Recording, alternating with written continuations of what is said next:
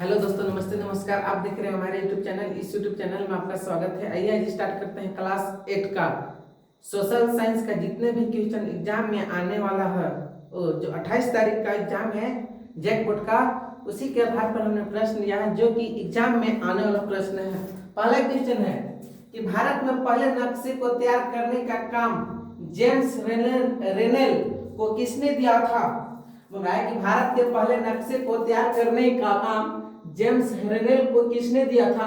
तो पहला ऑप्शन है Lord Hasting, Lord Mountbatten, Robert Clive, James मिल।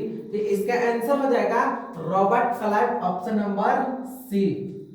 नेक्स्ट क्वेश्चन है कि कश्मीर से कन्याकुमारी तक भारत का विस्तार कितना है?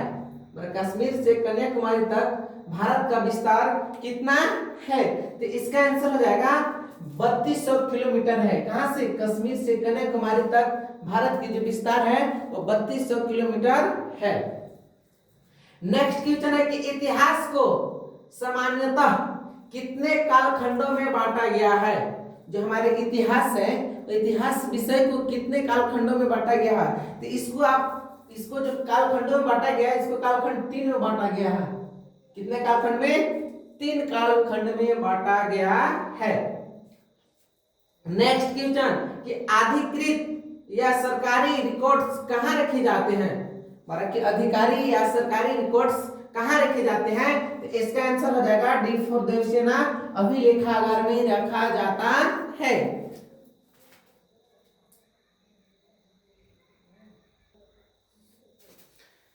नेक्स्ट क्वेश्चन कि टीपू सुल्तान ने बक्सर का युद्ध कब हुआ था? 5 नंबर क्वेश्चन है कि बताइए कि जो हमारा जो बक्सर था, वो बक्सर का जब युद्ध हो रहा था तो कब युद्ध हुआ था? तो बक्सर का युद्ध कब हुआ था? तो इसका आंसर हो जाएगा 22 अक्टूबर 1764 ईस्वी में। किसका युद्ध हुआ था? बक्सर का युद्ध 22 अक्टूबर 1764 ईस्वी में इसका युद्ध हुआ था। नेक्स्ट क्वेश्चन है कि टीपू सुल्तान एवं लॉर्ड कॉर्नवालिस के बीच कौन सा संधि हुई? टीपू सुल्तान और लॉर्ड कॉर्नवालिस के बीच कौन सी संधि हुई थी? तो इसका आंसर हो जाएगा कौन सा? श्रीरंगपट्टनम। इसका आंसर हो जाएगा option number F for Apple. पहली चाय कंपनी किस नाम से जानी जाती है? नेक्स्ट क्वेश्चन है कि पहली जो चाय की कंपनी थी वो किस नाम से जानी जाती है?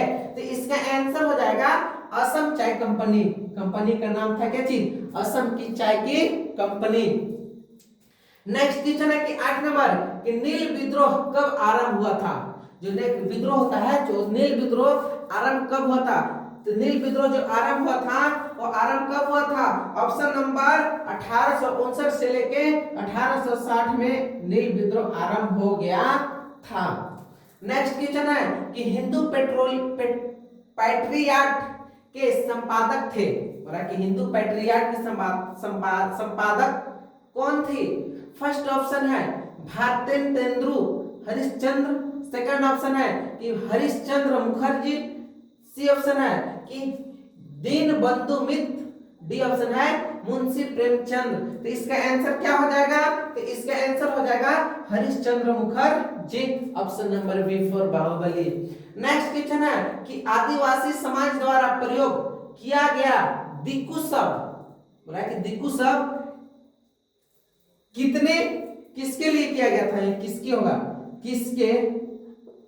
किसके लिए प्रयोग किया गया था? जो आदिवासी समाज के लोग थे और दिक्कू शब्द का प्रयोग किसके लिए करते थे? तो इसका आंसर हो जाएगा बाहरी लोग के लिए। इन लोग ने क्या चीज? दिक्कू शब्द का प्रयोग किया था। किसके लिए? बाहरी लोग के लिए। याद रखिएगा, ये सभी प्रश्न एग्जाम में पूछे जाएंगे। अच्छे से इसको आप जरूर से जरूर देख लीजिएगा। नेक्स्ट क्वेश्चन है कि धूमकेतु का दूसरा नाम क्या है? धूमकेतु का दूसरा नाम होता है घुमंतु खेतु, ऑप्शन नंबर बी। घुमंतु खेतु का दूसरा नाम बोल सकते हैं क्या चीज? धूमकेतु। 12 नंबर क्वेश्चन कि बिरसा मुंडा का जन्म कब हुआ था? 12 नंबर क्वेश्चन है कि बिरसा मुंडा का जन्म कब हुआ था? तो बिरसा मुंडा का जो जन्म हुआ था कब हुआ था? 15 नवंबर 1875 ईस्वी में हुई थी। किसका? बिरसा मुंडा का जन्म। नेक्स्ट क्वेश्चन है कि बिरसा मुंडा का मृत्यु कब हुई थी, कि बिरसा मुंडा का मृत्यु कब हुई थी। तो इसका जो मृत्यु हुई थी यानी निधन जो हो गया था वो 1900 ईस्वी में इसका निधन हो गया था। जन्म कब हुआ था, 15 नवंबर 1875 ईस्वी में, और इनका निधन हो गया था 1900 ईस्वी में इसका निधन हो गया था। नेक्स्ट क्वेश्चन है कि पलामू विद्रोह को कुचलने के लिए किसके सेना भेजी, किसने सेना भेजी।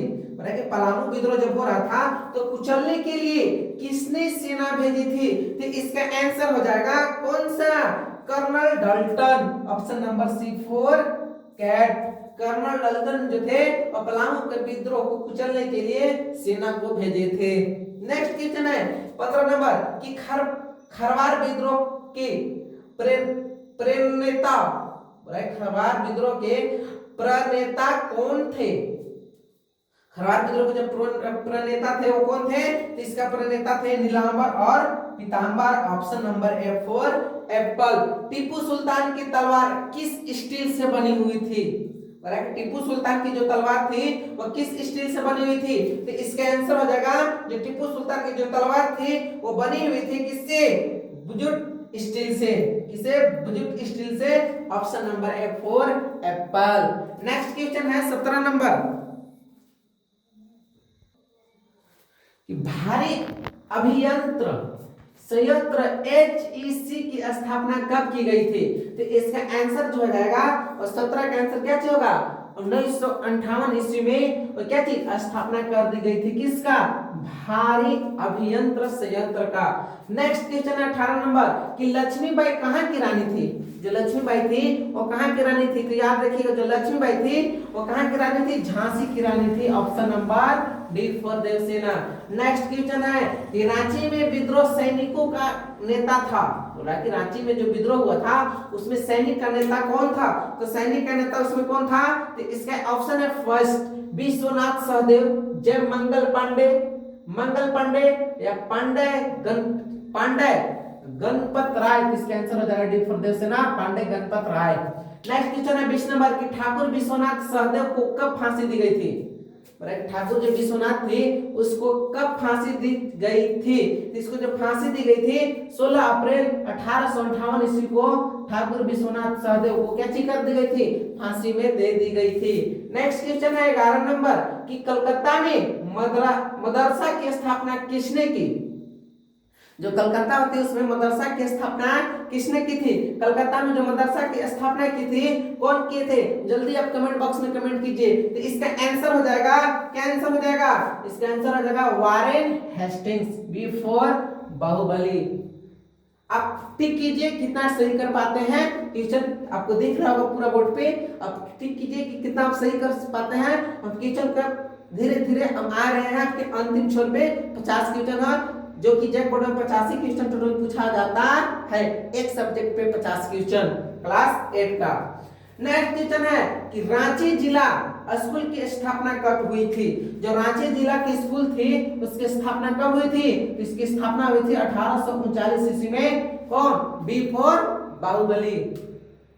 ब्लाइंड स्कूल में पढ़ाई किससे होती थी, बोला कि ब्लाइंड जो स्कूल होता है, स्कूल से पहले जो कहते हैं हिस्ट्री में स्कूल ही बोलते थे, लास्ट में अभी ना हो गया स्कूल पढ़ते हैं, लेकिन पहले जो था ब्लाइंड स्कूल में जब पढ़ाई किससे होती थी, तो जो ब्लाइंड स्कूल में पढ़ाई होती थी वो ब्रेल लिपि से होती है, ऑप्शन नंबर सी चमोकन। नेक्स्ट क्वेश्चन है 24 नंबर कि पहली बार दिल्ली के सिंहासन पर बैठने वाली महिला कौन थी। कि जो पहली बार दिल्ली के सिंहासन पर बैठने वाली महिला कौन थी, जो महिला थी कौन थी, रजिया सुल्तान थी, option number B4 Baahubali. Razia Sultan एक ऐसी महिला थी जो पहली बार दिल्ली के सिंहासन पर जाके क्या की थी, बैठी थी। नेक्स्ट क्वेश्चन है कि स्त्री पुरुष तुलना नामक पुस्तक किसने लिखी। जो स्त्री पुरुष तुलना नामक जो पुस्तक है वो किसने लिखी थी, तो इसका आंसर हो जाएगा कौन, ताराबाई शिंदे।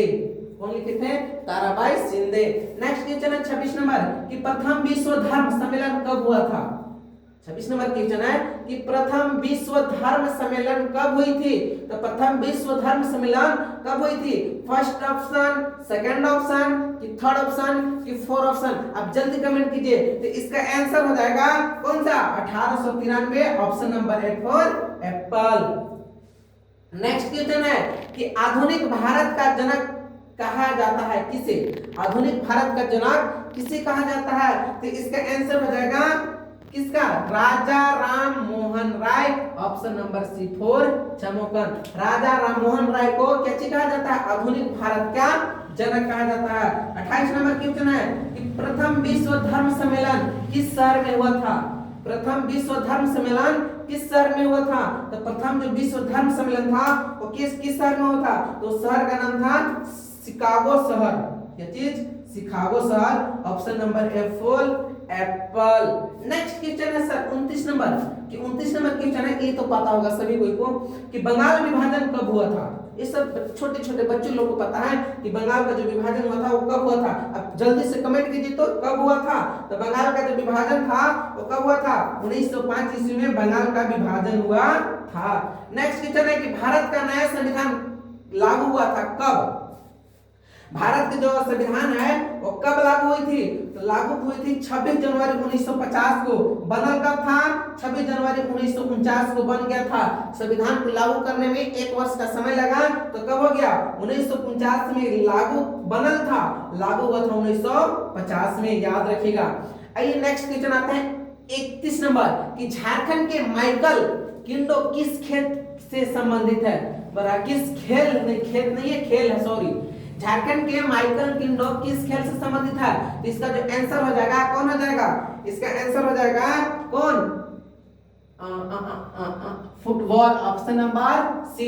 जो झारखंड के माइकल किंडो किस खेल से संबंधित है? तो इसको याद रखिएगा, फुटबॉल। फुटबॉल नहीं, इसका हॉकी होगा। इसका क्या चीज होगा? हॉकी। क्रिकेट, इसका हॉकी होगा। क्या चीज होगा? मिस्टेक हो गया था, फुटबॉल नहीं हॉकी होगा। झारखंड जो माइकल किंडो थे वो किस खेल से संबंधित है? हॉकी से। नेक्स्ट क्वेश्चन कि भारत की पहली बड़ी हॉकी प्रतियोगिता कौन थी? बोला है कि भारत की जो पहली बड़ी हॉकी प्रतियोगिता कौन थी? क्वेश्चन नंबर 32 में आ गए हैं। अब कुछ ही क्वेश्चन बचा हुआ है, आइए हम लोग जल्दी जल्दी कंप्लीट करते हैं। भारत की जो पहली बड़ी हॉकी प्रतियोगिता थी कौन थी? ऑप्शन है कि आगा कप, बेटन कप, क्या चीज है? ध्यानचंद कप, डी ऑप्शन है इनमें से कोई नहीं। तो इसका आंसर क्या होगा? अब कमेंट जरूर कीजिए। तो इसका आंसर क्या हो जाएगा? इसका आंसर हो जाएगा Dhyan Chand cup, option number C 4 चमोकन। नेक्स्ट क्वेश्चन है कि लद्दाख में पाया गया यूरेनियम का उदाहरण क्या है? बड़ा जो लद्दाख है, लद्दाख में पाए जाने वाले यूरेनियम का उदाहरण कौन सी है? यूरेनियम का उदाहरण कौन सी है? तो इसका ऑप्शन है कि वास्तविक संसाधन, संभाव्य संसाधन, नवीकरणीय संसाधन। इधर नहीं दिख रहा होगा, इधर है सर्वव्यापक संसाधन। तो इसका आंसर हो जाएगा नवीकरणीय संसाधन, ऑप्शन नंबर क्या चीज? C4 cat. अनवीकरणीय संसाधन का कौन सा उदाहरण है? बोला कि अनवीकरणीय संसाधन कि कौन सा उदाहरण है? इसका आंसर हो जाएगा C4 चमुकन कोयला। कोयला एक अनवीकरणीय संसाधन का क्या चीज है? उदाहरण है। 35 नंबर है कि मानव स्वयं में एक क्या है? मानो एक स्वयं में क्या चीज है? मानो एक स्वयं में विकास है, याद रखिएगा क्या चीज है? विकास है। 36 नंबर क्वेश्चन है कि जल ग्रह है, जल ग्रह किसे कहते हैं? तो जल ग्रह पृथ्वी को जल ग्रह कहते हैं, ऑप्शन नंबर ए। अगर पूछेगा कि जल ग्रह किसे कहते हैं तो पृथ्वी को जल ग्रह कहते हैं। सबसे चमकीला ग्रह कौन सा है? तो सबसे चमकीला ग्रह कौन सा है? शुक्र ग्रह है सबसे चमकीला ग्रह। अब पूछेगा कि सबसे जल ग्रह किसे किसे कहते हैं? याद रखिएगा पृथ्वी को जल ग्रह कहा जाता है, कोई दिक्कत नहीं। आइए नेक्स्ट क्वेश्चन आता है 37 नंबर कि भारत की कितने प्रतिशत भूमि, भारत के कितने प्रतिशत भूमि कृषि योग्य है? जो हमारा भारत है उसमें कितने प्रतिशत खेती की जा सकती है, यानी खेती करने की भूमि होती है? तो इसका आंसर क्या हो जाएगा? तो इसका आंसर हो जाएगा 57%। 57% हमारा खेत क्या चीज है? भूमि, यानी खेती करने के लिए उपयोग है। 38 नंबर कि झारखंड में अदरक का उत्पादक नहीं है, यहाँ देखिए नहीं दिया है, नहीं याद रखिएगा, नहीं। तो कौन सा है? तो इसका आंसर हो जाएगा सी फॉर चमुकन। गुमला में क्या चीज? अभ्रक का उत्पादन नहीं होता है। फिर बोला हम 40 नंबर कि कौन लौह खनिज नहीं है? नहीं बोलेगा तो उसको अच्छा से देखिएगा। कौन लौह खनिज नहीं है? तो लौह खनिज यानी लोहा की नहीं है, तो सीसा जो होती है, सीसा में लोहा नहीं होती है, इसलिए इसका आंसर हो जाएगा सीसा, D for Devsena. Next question है कि बताइए कितने प्रकार के अयस्कों को खनिज समझा जाता है? कितने प्रकार के अयस्क को खनिज समझा जाता है? कितने प्रकार के अयस्क को खनिज समझा जाता है? तो याद रखिएगा 100 प्रकार के अयस्क को क्या कहते हैं? खनिज समझा जाता है। बड़ा बॉक्साइट उत्पादक देश कौन सा है? नेक्स्ट क्वेश्चन है 41 नंबर, तो बताइए कि बड़ा बॉक्साइट उत्पादक देश कौन सा है? तो इसका आंसर हो जाएगा ऑस्ट्रेलिया। ऑस्ट्रेलिया एक बड़ा बॉक्साइट वाला उत्पादक देश है। नेक्स्ट क्वेश्चन है कि झरिया उत्पादन के लिए प्रसिद्ध है, यानी झरिया उत्पादन के लिए कौन सा प्रसिद्ध है? कोयला, अभ्रक, बॉक्साइट या लोहा? तो इसका आंसर हो जाएगा क्या चीज? झरिया बोलेगा तो कोयला। ऑप्शन नंबर है फॉर एप्पल। कोयला झरिया उत्पादन के लिए प्रसिद्ध है। सर्वाधिक प्रचलित पेय पदार्थ है, यानी सबसे अधिक किसे पीने का काम होता है, यानी पिया जाता है? तो याद रखिएगा सबसे अधिक जो पीने का कार्य होता है, चाय बोले तो चाय होता है, कहो बोले तो कॉफी, और कोक बोले तो कोल्ड ड्रिंक। यार इनमें से सभी, तो इसका आंसर हो जाएगा चाय। चाय सभी कोई पीता है। कॉफी सर सब कोई नहीं पीता है। ठंडा में सब दिन सब कोई नहीं पीता है। गर्मी में ही केवल अधिक ठंडा का यूज होता है, ठंडी में कोई ठंडा नहीं पीता है। इसलिए इसका आंसर हो जाएगा ए।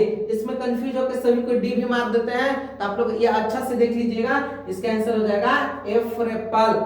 फिर नेक्स्ट क्वेश्चन है कि चालवासी पशुचारण किस प्रकार की खेती करते हैं? बताइए चालवासी पशुचारण किस प्रकार की खेती करते हैं? गहन निर्वाह कृषि, आदिम निर्वाह कृषि, बगानी कृषि, या इनमें से कोई नहीं? तो इसका आंसर हो जाएगा आदिम निर्वाह कृषि। ऑप्शन नंबर बी, आदिम निर्वाह कृषि क्या चीज करते हैं? कौन? चालवासी पशुचारण के लोग। जूट का उत्पादक देश कौन नहीं है? यहाँ देखिए सर नहीं बोला है। अगर नहीं बोलेगा तो आप थोड़ा सा रुक जाइएगा, उसको अच्छा से समझ लीजिएगा, उसके बाद उस क्वेश्चन को बनाइएगा। तो इसने बोला कि नहीं है, जूट का उत्पादक देश कौन सा है? नहीं है, तो नहीं है कौन सा? भूटान एक नहीं है। ये तीनों के तीनों जूट का उत्पादक देश है, इसलिए इसका आंसर को ये सब आंसर नहीं होगा। इसका आंसर हो जाएगा डी फॉर देवसेना, भूटान। भूटान में क्या चीज? जूट का क्या चीज उत्पादक नहीं होता है। नेक्स्ट क्वेश्चन है 46 नंबर कि जापान का मैनचेस्टर किस शहर को कहा जाता है? जो जापान का जो मैनचेस्टर है वो किस शहर को कहते हैं? ओसाका को मैनचेस्टर कहा जाता है। ऑप्शन नंबर सी। ओसाका को क्या कहते हैं? जापान का मैनचेस्टर का शहर कहा जाता है। किसको? ओसाका को। नेक्स्ट क्वेश्चन है 47 नंबर कि कच्चा माल के आधार पर उद्योग के कितने प्रकार है? तो याद रखिएगा उद्योग के 4 प्रकार है। किसे? कच्चा माल के अनुसार उद्योग के 4 प्रकार। नेक्स्ट क्वेश्चन है कि भारत का सिलिकॉन शहर है। भारत में ऐसी कौन सी शहर है जिसको सिलिकॉन शहर कहा जाता है? तो याद रखिएगा भारत में एक ही शहर है, क्या चीज? बंगलोर। जो बंगलोर की क्या चीज? सिलिकॉन का शहर कहा जाता है। नेक्स्ट क्वेश्चन है कि भूपृष्ठ में 70% भाग पर जनसंख्या की मात्रा कितना परसेंट है? बता के भूपृष्ठ में 70% भाग जनसंख्या है, मानते हैं, लेकिन बताइए कि मात्रा कितने परसेंट है? तो मात्रा कितने परसेंट है? तो इसका आंसर हो जाएगा 5%, यानी 5% क्या चीज है? मात्रा है। मात्र 5% भूपृष्ठ है जिसमें 70% की जनसंख्या है। नेक्स्ट क्वेश्चन है एंड लास्ट क्वेश्चन 50 नंबर। आज हमने 50 नंबर क्वेश्चन तक करा दिया। 50 नंबर क्वेश्चन देखिएगा कि झारखंड की साक्षरता दर 2011 की जनगणना के अनुसार कितने प्रतिशत थी? तो झारखंड में, भारत की नहीं बात कर रहा है, ध्यान से क्वेश्चन देखिएगा, झारखंड की बात करें तो झारखंड में साक्षरता दर जो 2011 की जनगणना के अनुसार कितने प्रतिशत थी? तो याद रखिएगा 66.4% थी। किसमें? 2011 के अनुसार झारखंड में। हमने टोटल क्वेश्चन 50 कंप्लीट करा दिया। तब आपको यह सेशन उम्मीद है कि बहुत अच्छा लगा होगा। तो अगर अच्छा लगा तो सेशन को लाइक कीजिएगा, शेयर कीजिएगा और चैनल को सब्सक्राइब जरूर कीजिएगा ताकि हम ऐसी वीडियो आप तक पहुंचा सके। ये वीडियो नहीं सर, ये वीडियो का पूरा बोले तो एग्जाम का एक क्वेश्चन है, इसी क्वेश्चन को आप रट लीजिएगा। 100% तो नहीं कर सकते हैं, लेकिन 80% कर सकते हैं कि एग्जाम जरूर आएगा। परीक्षा दूसरे की इच्छा से होती है। परीक्षा का नाम है परीक्षा, दूसरे की इच्छा से होती है परीक्षा। इसलिए कोई भी व्यक्ति 100% नहीं बोल सकता है। कि 100% एग्जाम में क्वेश्चन आएगा, लेकिन हम बता दे रहे हैं कि 50-80% कंफर्म है कि क्वेश्चन आएगा। आप देख लीजिएगा, अच्छा से इसको याद कर लीजिएगा ताकि आपको एग्जाम में मदद मिल जाए। मिलते हैं नेक्स्ट वीडियो में, तब तक के लिए जय हिंद।